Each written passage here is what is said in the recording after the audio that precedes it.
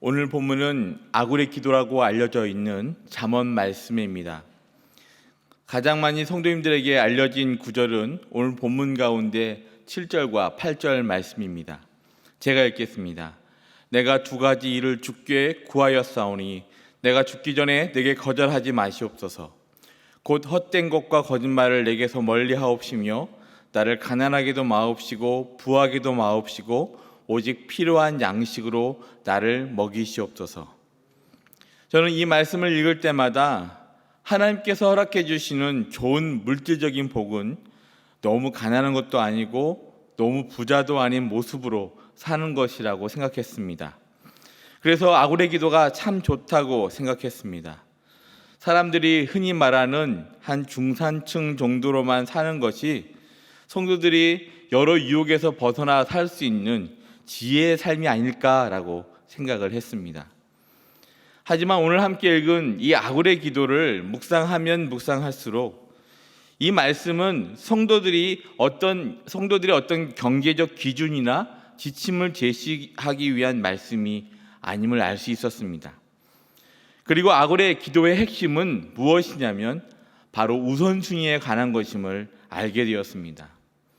우리가 가난하게 살든지 부하게 살든지 어떤 상황 속에서도 먼저 생각하고 인정해야 할 우선순위가 있다는 것입니다.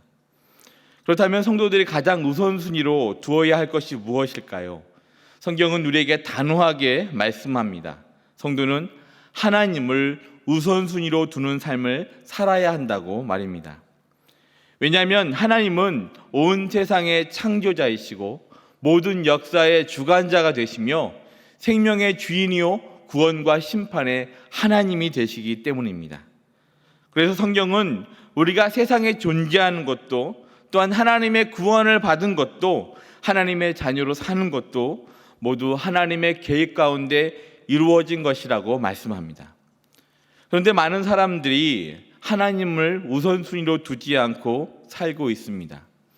가장 큰 이유는 하나님을 잘 모르고 하나님을 경험하지 못해서 그럴 것입니다. 초보적인 신앙을 가지신 분들은 하나님의 뜻대로 사는 것이 무엇인지 모르기에 그냥 자기가 좋은 대로 자기 마음이 가는 대로 행동을 합니다. 때로는 기도 응답을 받고 치유의 역사, 물질의 복을 통해 잠깐 그 살아계신 하나님을 만난 경험을 했다 하더라도 어느 순간 그 열정이 식어버리고 무기력함에 빠지는 경우도 있습니다. 그러면서 세상에서 살면서 하나님을 우선순위로 두는 것이 참 어렵다고 단정을 짓기도 합니다.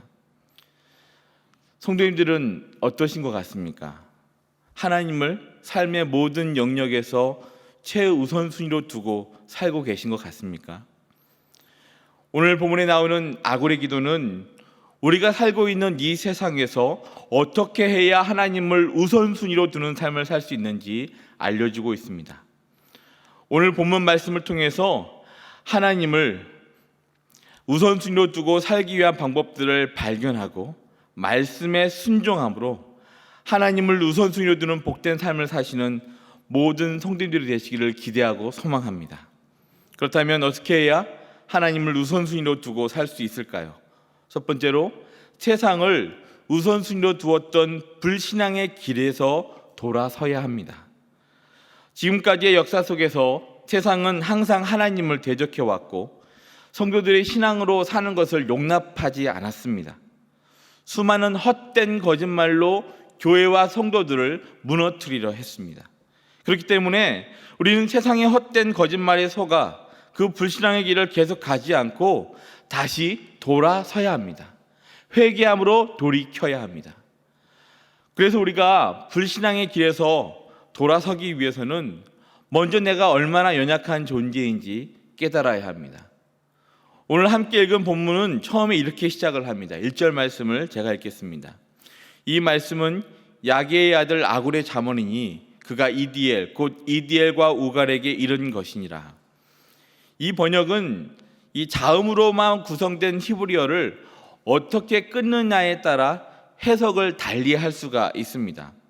그래서 표준 세번역에서는 이렇게 번역을 합니다. 그가 말하였다. 하나님, 저는 피곤합니다. 하나님, 저는 피곤합니다. 제가 어떻게 다시 힘을 되찾을 수 있습니까? 라고 번역할 수 있다고 추가 설명을 하고 있습니다.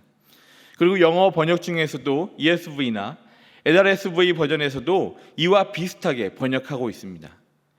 표준 세번역 버전으로 1절부터 2절 말씀을 제가 읽어보겠습니다. 이것은 야게의 아들 아굴이 말한 잠언이다. 그가 말하였다. 하나님, 저는 피곤합니다. 하나님, 저는 피곤합니다. 제가 어떻게 다시 힘을 되찾을 수 있습니까? 참으로 나는 사람이라기보다는 우둔한 짐승이며 나에게는 사람의 총명이 없다. 이렇게 번역하면 1절부터 4절까지의 말씀은 하나님을 아는 지식, 즉 지혜가 없음으로 인하여 자신이 영적으로 얼마나 궁핍한지 또 피곤한지 호소하고 있음을 알 수가 있습니다. 아굴은 하나님 앞에서 자신은 하나님을 알지 못하는 연약한 자라고 고백합니다. 그래서 2절에서는 자신은 짐승과 다를 바가 없다고 탄식하고 있습니다. 왜 이렇게 탄식을 합니까? 그 이유는 자신이 지혜, 즉 거룩하신 자를 아는 지식이 없기 때문이라고 말합니다. 아굴은 창조주 되신 그 하나님 앞에서 자신이 얼마나 연약한 존재인지를 명확하게 깨달은 것입니다. 그래서 육행으로 구성된 4절 말씀은 처음 4번은 누구인지라고 물어보고 다음 2번은 무엇인가 라는 질문을 던진 다음에 너는 아느냐 라는 질문으로 마치고 있습니다. 즉 인간은 하나님을 온전히 알 수 없다는 것을 알려주는 것입니다. 우리의 지식으로는 하나님을 다 알 수 없고 우리의 지혜로는 하나님의 뜻을 다 헤아릴 수 없음을 명확하게 선언하고 있습니다. 이와 같이 우리의 한계를 명확하게 깨닫고 우리가 얼마나 연약한 존재인지 알 때 우리는 비로소 깨어지고 겸손의 자리로 나아갈 수가 있습니다. 나의 교만함이 깨어짐으로 이 영적인 공고함에서 벗어날 방법을 찾기 시작한다는 것입니다.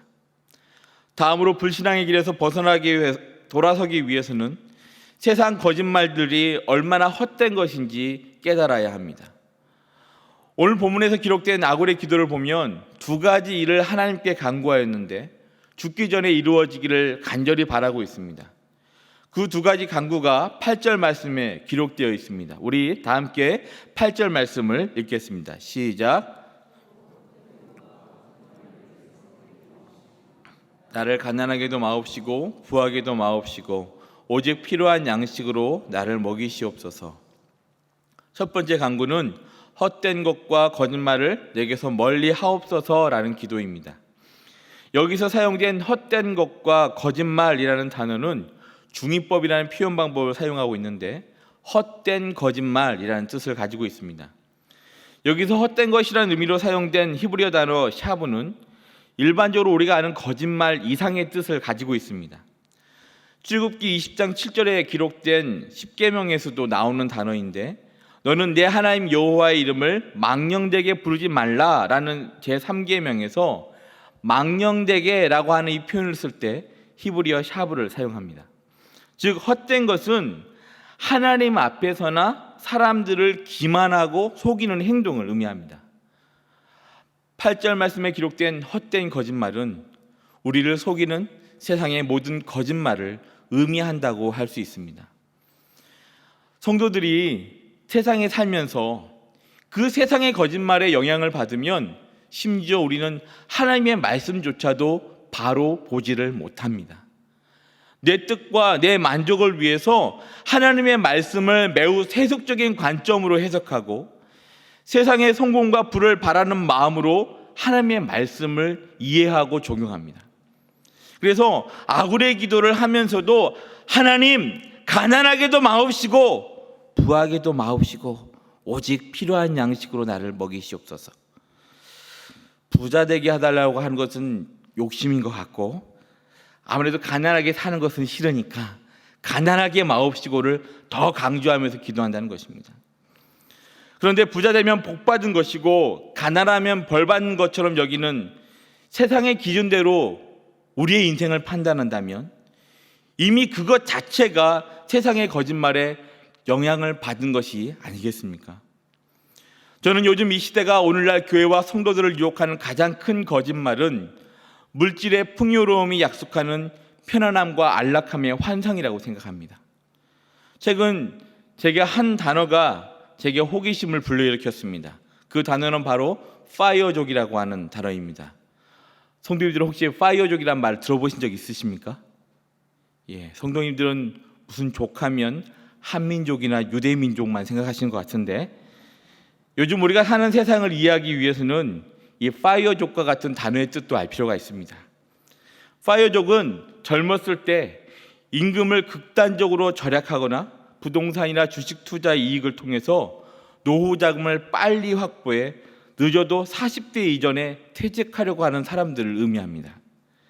젊었을 때 바짝 열심히 돈을 모아서 노후까지 직장 스트레스를 받지 않고 여유 있게 살고 싶어하는 사람들이 이 파이어족이라고 하는 사람들입니다. 그래서 요즘 TV나 신문에서 파이어족들을 인터뷰하는 기사들을 보았는데, 한 사례는 40대가 되기 전에 대기업에서 부부가 열심히 일해 5억을 모아서 조기 은퇴했다는 가정이 소개되기도 하였습니다. 또 다른 가정은 39살에 부동산으로 순자산 21억을 모아 조기 은퇴를 하여 제주도에서 여행하듯 살고 있는 가정이 소개되기도 하였습니다. 성도님들은 파이어족이라는 이 말을 들으니까, 이 사람들의 이야기를 들으니까 어떤 생각이 드십니까? 일찍 은퇴해서 모아둔 돈을 쓰면서 산다고 하니까 부러운 마음이 드십니까?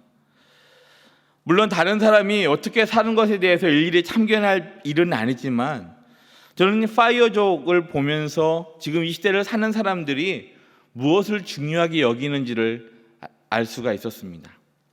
나의 행복을 보장해 주는 것은 경제적인 안정이라는 환상을 쫓아가고 벗어나지를 못한다는 것입니다.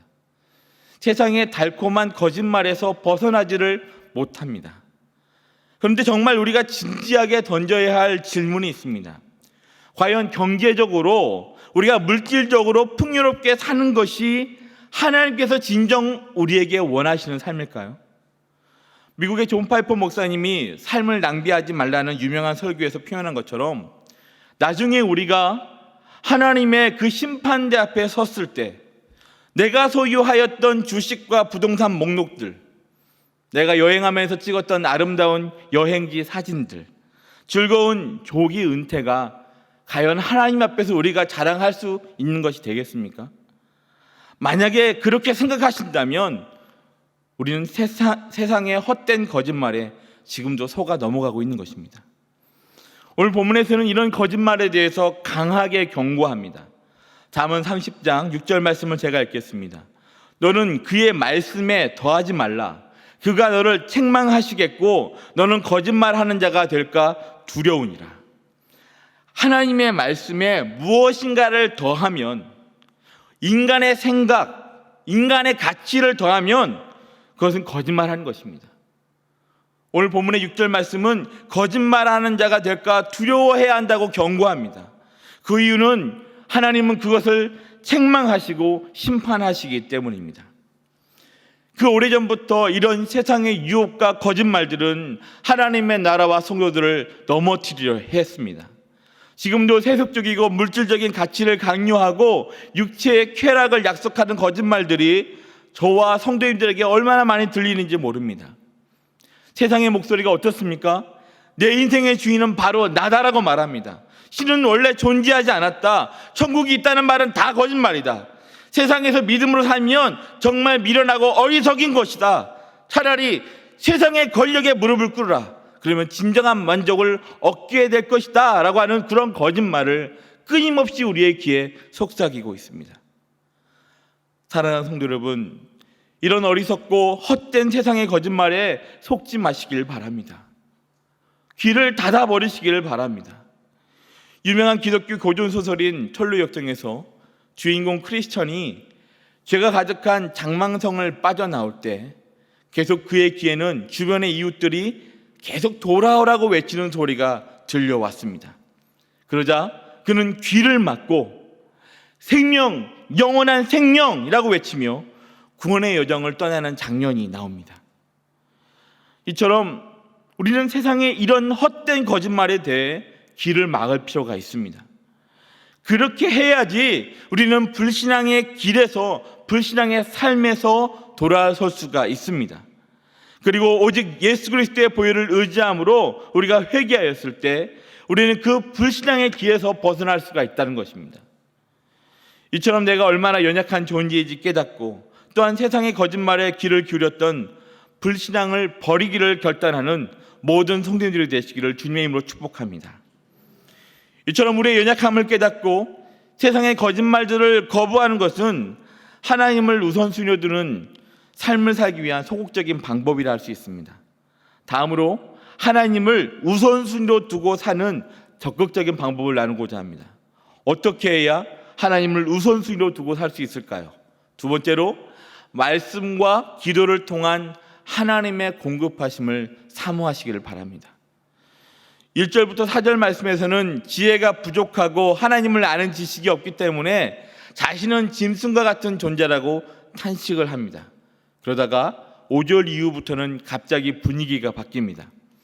자신의 연약함을 깨닫고 불신앙의 길에서 돌아서는 것보다 더 중요한 것이 있음을 발견했기 때문입니다. 그래서 5절부터는 성도가 세상에서 어떻게 살아야 할지 적극적인 방법을 우리에게 알려주고 있습니다. 5절부터 6절 말씀을 보면 먼저 하나님의 말씀을 공급받아야 한다라고 말씀합니다. 우리의 지식과 지혜로는 하나님을 알 수 없기에, 하나님의 뜻을 다 헤아릴 수 없기에 하나님으로부터 주어지는 하나님의 말씀을 사모해야 한다고 말씀합니다. 그래서 그 하나님의 말씀에 대해서 5절과 6절은 우리에게 알려주고 있습니다. 우리 5절과 6절 말씀을 함께 읽겠습니다. 시작.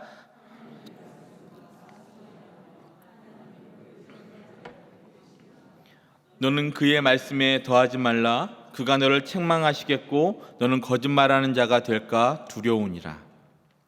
하나님의 말씀을 설명할 때 다 순전하다라고 말씀합니다. 여기서 순전하다는 뜻으로 사용된 히브리어 단어 차라프는 용광로에서 금속을 재련한다는 의미를 담고 있습니다. 마치 용광로에서 계속 재련을 하면 그 불순물이 사라지듯이 하나님의 그 말씀 자체가 불순물이 없음을 강조하고 있습니다. 하나님의 말씀에 왜 불순물이 없을까요? 그것은 하나님, 거룩하시고 완전하신 하나님께서 선포하신 말씀이기 때문입니다. 그래서 하나님의 말씀 속에서 하나님의 백성들은 하나님의 생명력을 경험할 수 있습니다.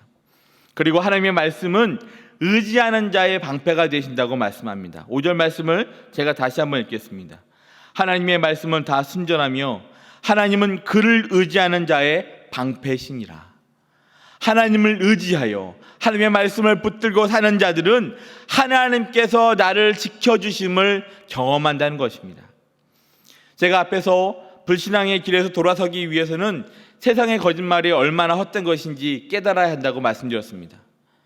이렇게 세상에 대한 복종을 요구하는 거짓말은 아굴이 살았던 그 시대뿐만 아니라 로마 제국의 식민 지배를 받고 있던 예수님이나 또 초대교회에서도 동일하게 있었습니다.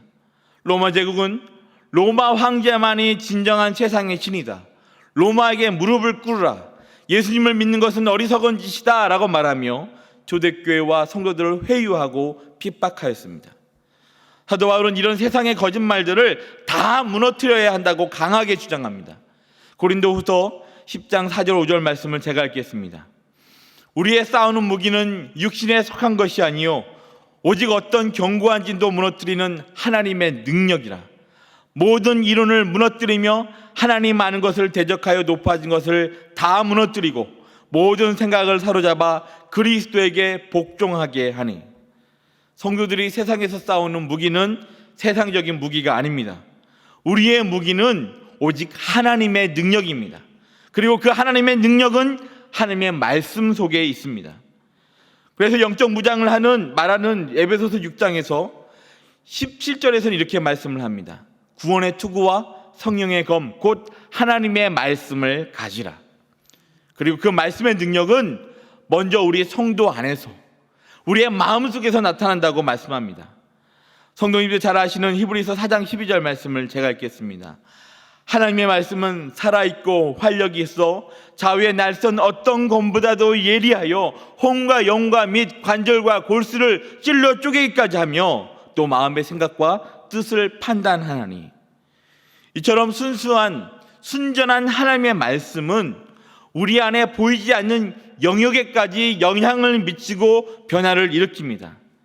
이런 변화를 경험할 때 하나님의 말씀이 나의 진정한 방패임을 고백할 수 있는 것입니다.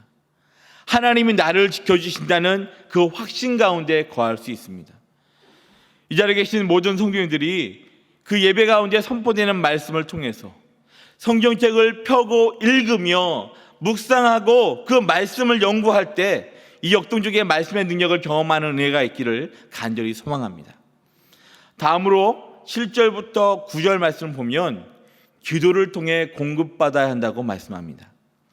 아굴은 순전한 하나님의 말씀을 통해 자신이 순전하게 되고 하나님의 말씀이 자신의 방패 되심을 경험해야 한다고 고백합니다. 그리고 아굴은 자신의 시선을 하나님께 고정시키고 있습니다. 7절을 보면 아굴은 하나님께 두 가지를 구하였고 죽기 전에 거절하지 말아달라고 간구합니다. 첫 번째 간구는 앞에서 이미 살펴보았듯이 헛된 것과 거짓말을 내게서 멀리하게 해달라는 간구였습니다. 그리고 두 번째 간구는 가난하게도 마옵시고 부하게도 마옵시고 오직 필요한 양식으로 나를 먹이시옵소서라는 간구입니다. 그리고 그 이유를 9절에서는 좀 더 상세하게 설명합니다. 9절 말씀을 제가 읽겠습니다. 혹 내가 배불러서 하나님을 모른다. 여호와가 누구냐 할까 하며 혹 내가 가난하여 도둑질하고 내 하나님의 이름을 욕되게 할까 두려워함이니이다. 이 말씀을 처음에 들으면 상식적으로 충분히 수긍이 됩니다. 너무 배부르면 교만과 쾌락이 우리의 삶을 가득 채우고 하나님을 모른다고 할 수 있을 것 같습니다. 그리고 너무 가난하면 그 궁핍한 삶 때문에 다른 사람의 것을 자기 것으로 취하고 싶은 유혹을 떨쳐버리기 쉽지 않을 것 같습니다. 둘 다 하나님의 이름을 욕되게 할 가능성이 높은 것이 사실입니다. 하지만 이 말씀을 계속 읽다 보면 이런 의문이 생기기도 합니다. 어느 정도가 가난한 것이고 어느 정도가 부한 것일까요? 이것이 참 애매합니다. NH투자증권에서 2020년에 발표한 2020 중산층 보고서라고 하는 자료가 있습니다. 방대한 데이터를 가지고 중산층 기준에 대해서 설명하는데 저는 이해하기가 어려워가지고 일단 그만두었습니다. 그런데 한국의 중산층 기준을 간단하게 정리해 놓은 것을 제가 우연히 블로그에서 보았습니다. 그것은 이렇게 다음과 같습니다. 부채 없는 아파트 30평 이상 소유, 월 급여 500만 원 이상, 자동차는 2000cc급 중형차 소유, 예금액 잔고 1억 원 이상 보유, 해외여행 1년에 한 차례 이상 다닐 것. 성도님들의 반응이 애매모호합니다. 저는 헛웃음이 나왔습니다. 이 기준으로 본다면 저는 분명히 가난한 사람이기 때문입니다. 그런데 성도님들이 보시기에 제가 가난하고 좀 헐벗고 사는 것처럼 보이십니까? 그렇게 보는 분은 없을 것 같습니다. 저도 그렇게 생각하지 않습니다. 풍족하게까지는 아니더라도 자녀들에게 먹일 것을 먹이고 가르치면서 살고 있기 때문입니다.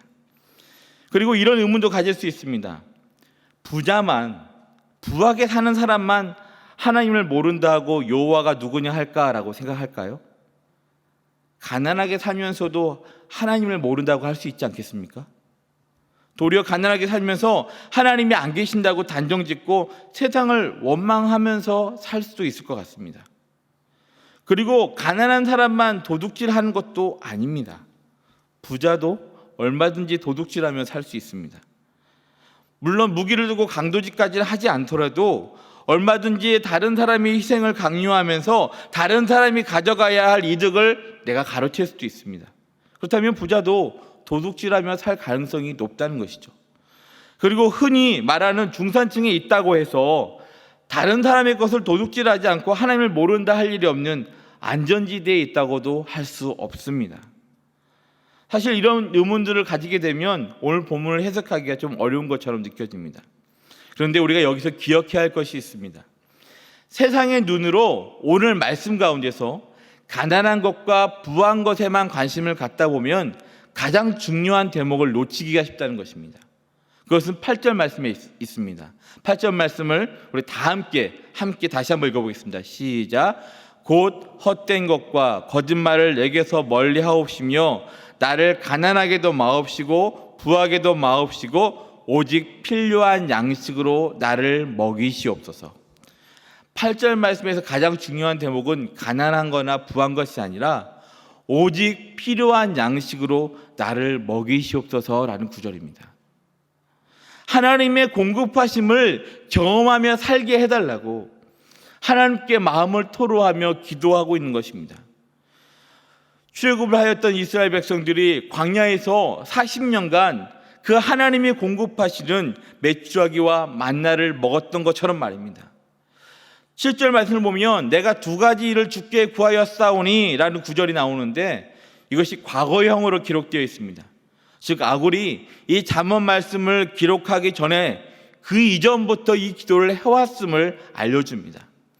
그리고 내가 죽기 전에 내게 거절하지 마시옵소서라고 기도하면서 자신이 이 세상을 사는 동안 계속해서 이 기도를 할 것을 알려주고 있습니다. 즉 아굴은 우리에게 가난한 것보다 부한 것보다 더 중요한 것이 있음을 말합니다. 하나님의 공급하심을 경험하면서 매일 사는 것이 중요하다고 말씀합니다. 그 공급하심을 위해 우리가 항상 매일 기도하며 살 것을 고백하고 있습니다. 어떻게 그렇게 기도할 수 있을까요? 하나님의 신실하심에 근거하고 있습니다. 기도 응답을 하시는 그 하나님을 의지하는 것입니다. 그래서 아굴은 가난하고 부하게 사는 것보다 하나님과의 관계를 더 우선순위로 두고 있습니다. 사랑하는 성도 여러분, 성경에서는 저나 성도님들이 가난하게 사는지 부하게 사는지에 엄청난 관심을 두고 있지 않습니다. 성경을 봐도 성경에 부자만 나옵니까? 아닙니다. 가난한 사람들도 나옵니다. 중요한 것은 어떤 상황에 있든지 그들이 하나님을 바라보고 있는지 바라보고 있지 않는지를 성경은 우리에게 알려주고 있습니다. 그리고 하나님께서 공급해 주시는 은혜로 하루하루를 살아야 한다고 말씀합니다. 그래야 우리는 비로소 물질이나 명예를 우선순위로 두지 않고 하나님께 모든 우선순위를 두며 살 수 있다고 말씀하고 있습니다. 그렇기 때문에 우리는 예배가 중요하고 기도가 중요합니다. 우리는 능력 있는 기도를 생각하면 열정적으로 기도하는 모습을 연상하거나 기적처럼 기도가 응답되는 그 역사를 생각할 수도 있습니다. 그러나 정말 능력 있는 기도는 어떤 상황 속에서도 하나님을 향한 우리의 시선을 멈추지 않는 기도가 능력의 기도입니다. 삶의 모든 우선순위에 하나님을 두고 살도록 하는 기도가 참 능력 있는 기도라는 것입니다. 이제 말씀을 맺고자 합니다. 성도는 삶의 우선순위를 하나님께 두며 사는 사람들입니다. 그럼에도 불구하고 불신앙의 길로 나아갈 때가 있습니다. 세상을 우선순위로 두고 살기도 합니다. 아굴의 기도는 하나님께 어떻게 해야 우선순위를 두는 삶을 살 수 있는지 우리에게 알려주고 있습니다. 하나님께 우선순위를 두는 삶을 살기 위해서는 먼저 그 불신앙의 길에서 돌아서야 합니다. 어떻게 해야 할까요? 나의 연약함을 깨달아야 합니다. 그리고 세상의 거짓말이 얼마나 헛된 것인지 깨달아야 합니다. 그리고 회개함으로 다시 돌아선 것이죠. 또 다음으로 하나님께 우선순위를 두는 삶을 살기 위해서는 말씀과 기도를 통해 하나님의 공급하심을 경험해야 한다고 말씀합니다. 신실하신 하나님의 말씀을 의지하고 하나님께 믿음의 시선을 고정시키는 그 기도를 통해서 우리는 하나님을 삶의 최우선순위로 두는 삶을 살아갈 수가 있는 것입니다. 사랑하는 성도 여러분, 정말 하나님을 내 인생의 주인 되시고 왕이 되심을 인정하며 살아가시기를 소망합니다. 평생 동안 하나님을 우선순위로 두고 하나님의 뜻대로 살기로 결단하시기를 바랍니다. 그 간절한 마음으로 우리 마지막으로 오늘 본문 7절, 8절 말씀을 함께 읽겠습니다. 시작. 내가 두 가지 일을 주께 구하였사오니 내가 죽기 전에 내게 거절하지 마시옵소서. 곧 헛된 것과 거짓말을 내게서 멀리 하옵시며 나를 가난하게도 마옵시고 부하게도 마옵시고 오직 필요한 양식으로 나를 먹이시옵소서. 이 기도가 저와 모든 성도님들의 평생의 기도가 되기를 주님으로 축복합니다.